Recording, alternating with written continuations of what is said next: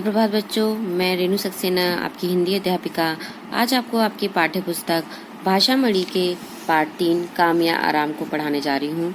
इस पिछले वीडियो में मैंने आप लोगों को थोड़ा सा पढ़ा दिया था, जिसमें गांधी जी और गांव के कुछ व्यक्तियों के बीच में बातचीत हो रही है। इसमें बताया गया था कि एक व्यक्ति ने कहा कि सिर्फ हमें 4 घंटे काम करना चाहिए, तो गांधी जी ने कहा कि 8 घंटे में आप सोते हैं, 4 घंटे काम करेंगे तो कितने घंटे बचेंगे? 14 घंटे। तो 14 घंटे में आप क्या करेंगे?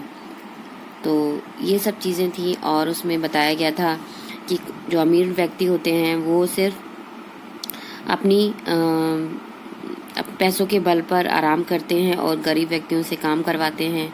और गरीब व्यक्तियों की उनका जो आर्थिक स्तर है, बहुत अधिक मेहनत करने के बावजूद भी उनका आर्थिक स्तर में कोई भी बढ़ोतरी नहीं होती और वह हमेशा गरीबी में ही सारी जिंदगी बिता देते हैं।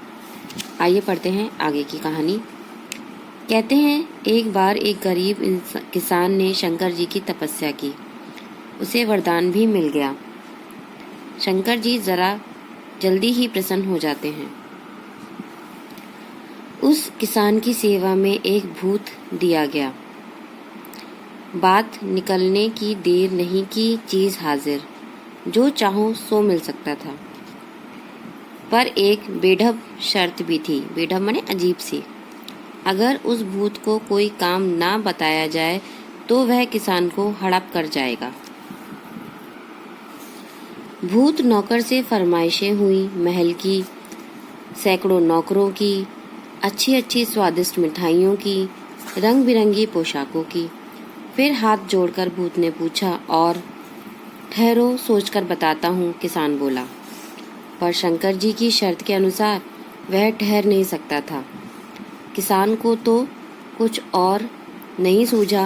वह घबराकर बोला, मुझे शंकर जी के पास ले चलो, इस भूत से जान बचाएं देव।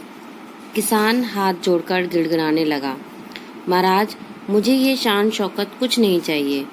मैं फिर से किसान बनना ही पसंद करूंगा। एवं अस्तु, शंकर जी ने कहा।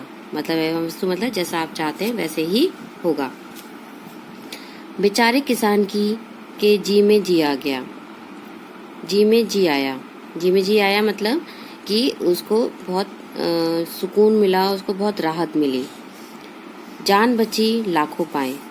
शंकर जी का यह भूत कोरी कल्पना नहीं है। यह भूत तो हम सबके अंदर रहता है और उसे भरपूर काम ना दिया जाए तो वह हमारा जीवन ही हराम कर देता है।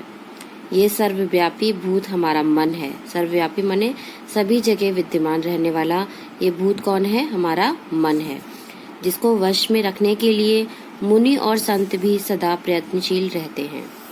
क्योंकि हमारा अगर मन हमारे नियंत्रण में है तो हम सभी काम कर सकते हैं, लेकिन अगर हमारा मन हमारे नियंत्रण में नहीं है तो हमारा जीवन समाप्त होने की कगार पर आ जाता है। मेरे विचार से अगर किसी को कोई कड़ी सजा देनी हो तो उसे कुछ भी काम ना देकर केवल बिठाए रखना चाहिए। बर्नार्ड शॉ ने ठीक ही कहा है, अनंत अवकाश ही नरक की सबसे अच्छी व्याख्या है। मतलब कि यदि व्यक्ति के पास कोई काम नहीं होगा तो वह उस व्यक्ति का जीवन कैसा हो जाएगा? समाप्त हो जाएगा। क्यों? क्योंकि अगर उसके पास काम नहीं रहेगा तो कहते हैं ना, खाली दिमाग शैतान का घर है।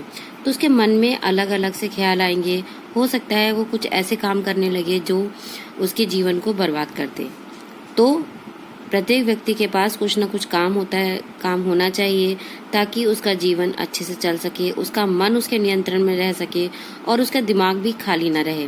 वो हमेशा ये सोचता रहे कि मैं अपने काम में किस प्रकार से सुधार लाऊं, किस प्रकार से मैं अपने अच्छे काम को और अच्छा करूं, ताकि उसका जीवन बहुत अच्छे से चले और उसके काम में भी संपूर्णता आए, निखरता आए। ठीक है। तो अगर कोई व्यक्ति किसी व्यक्ति के पास कुछ काम नहीं है तो वह अपने जीवन को खुद ही समाप्त कर रहा है। तो सभी के पास कुछ न कुछ काम जरूर होना चाहिए। ठीक है। तो अगर किसी व्यक्ति के पास नहीं है तो वो एक नरक के समान ही है। यूनान के टेटेस्लस की कथा शायद आपको मालूम हो। उसे देवों का ये भयंकर शाप था। उसे एक तालाब में खड़ा कर दिया था। जब उसे प्यास लगती और वह प्यास बुझाने के लिए अपना सिर झुका लेता तो पानी की सतह नीचे हो जाती और टैटलस प्यासा ही रह जाता। धनिकों का भी यही हाल है। उनके चारों ओर सभी प्रकार की भोग सामग्री रहती है, पर उनकी विषय वासना तृप्त नहीं होती।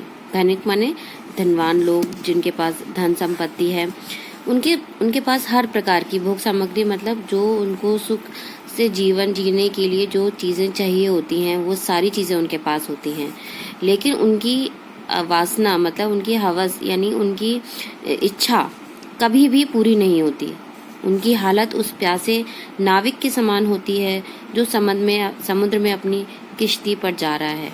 मतलब एक नाविक जो नाव चलाता है, किश्ती माने नाव, कि समुद्र में चारों तरफ पानी ही पानी होता है, लेकिन प्यास लगी तो वो समुद्र का पानी नहीं पी पाता।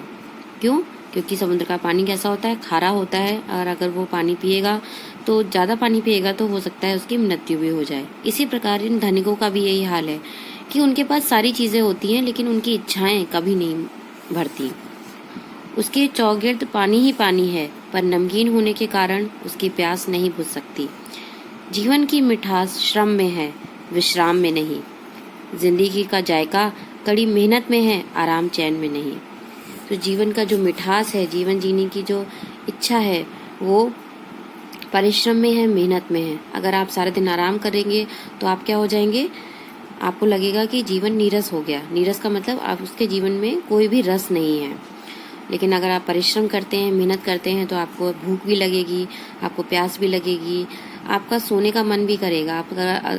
ऐसा होता है ना कभी कभी कि हम लोग सारे दिन अगर बीमार पड़ जाते हैं कभी, तो सारे दिन लेटे रहते हैं या सोते रहते हैं तो हमें नींद नहीं आती। क्यों नहीं आती? क्योंकि हमने उस दिन परिश्रम नहीं किया होता, मेहनत नहीं की होती, तो हमें नींद भी नहीं आती। और जिस दिन देखो आप, जिस दिन ज़्यादा मेहनत करो, परिश्रम करो, जिस दिन ज़्यादा काम करो, उस दिन आपको भूख भी लगेगी, आपको नींद भी बहुत अच्छे से आएगी। तो जीवन की जो मिठास है वो परिश्रम में है, आराम करने में नहीं। इसके आगे का मैं नेक्स्ट वीडियो में पढ़ाऊंगी। धन्यवाद।